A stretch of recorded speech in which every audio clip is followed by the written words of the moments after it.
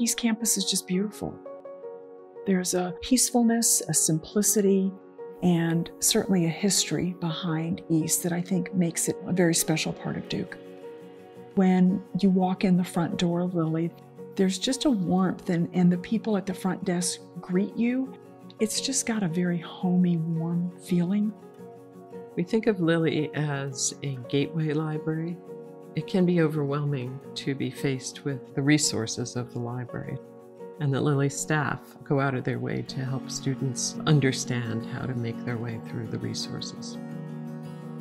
Having moved to East Campus as a faculty in residence, I have an even greater appreciation because I now see how the students value Lilly.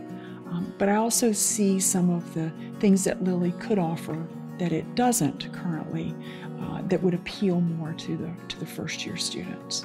A quarter of Duke's students live on this campus, and we don't really have a library currently that adequately fits their needs.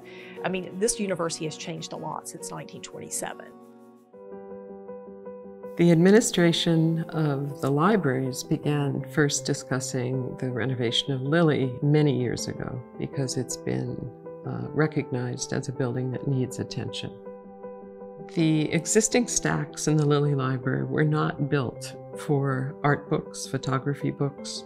They're way too small, and that's not good. Librarians don't like to see books suffer. No one likes to see books suffer. We're going to be removing that stack core, and all of the collections will come to the basement level.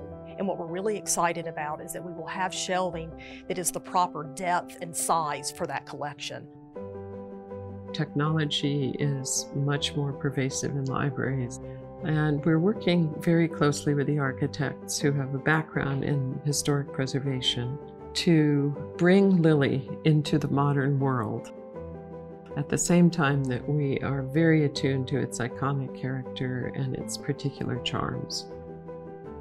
We have these grand reading rooms, this beautiful lobby area, and you really get that connection to Duke history when you walk into Lilly.